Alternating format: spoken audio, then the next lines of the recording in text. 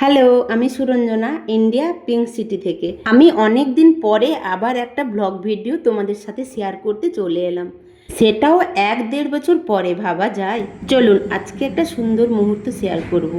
রাজস্থান ভারতের একদম পশ্চিম প্রান্তে অবস্থিত, যার ফলে ভারতের অন্যান্য অংশের তুলনায় এখানে সূর্য অস্ত যেতে একটু বেশি সময় লাগে।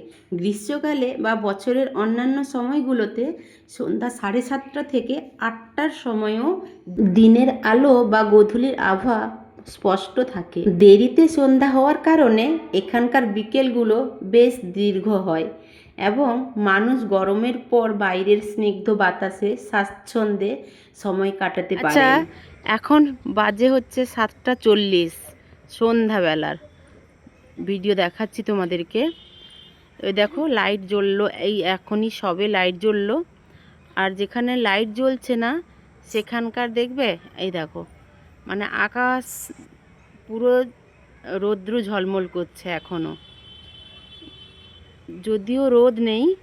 এই দেখো দেখো দেখো ময়ূর ময়ূর ময়ূর ময়ূর ময়ূর উড়ে গেল, দেখো দেখতে পাচ্ছ, স্পষ্ট দেখতে পাচ্ছ তুমি। ময়ূর রাজস্থানের সংস্কৃতির ও প্রকৃতির এক অবিচ্ছেদ্য অংশ। এখানকার গ্রাম বাগান বা খোলা জায়গায় প্রচুর ময়ূর দেখা যায়। দিনের শেষে বা গোধূলি লগ্নে ময়ূরের সুমধুর ডাক চারপাশের পরিবেশকে আরও মোহময় করে তোলে।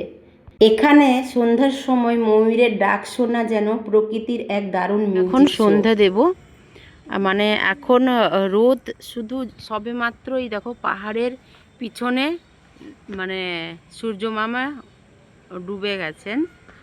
এই যে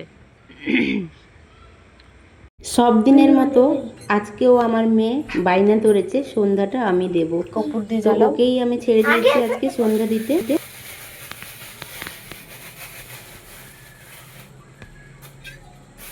কাজ দাও, এই জিনিসটাকে না আলাদা রাখবে।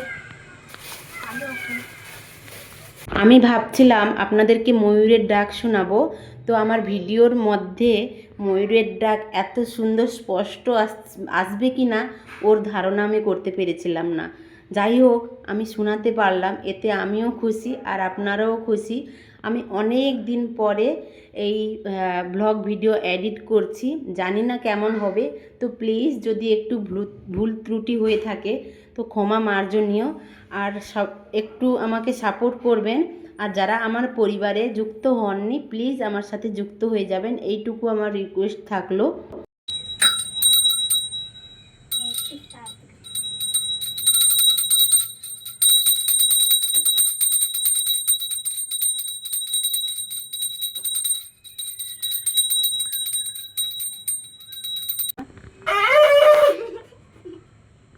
उल्टा क्यों किया उसको?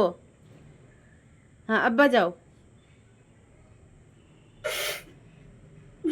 না বাজাতে পারলেও বাজাতেই হবে। তো গাইস, এই ভিডিওটা এই পর্যন্তই। পরের ভিডিওতে আবার দেখা হবে। টাটা।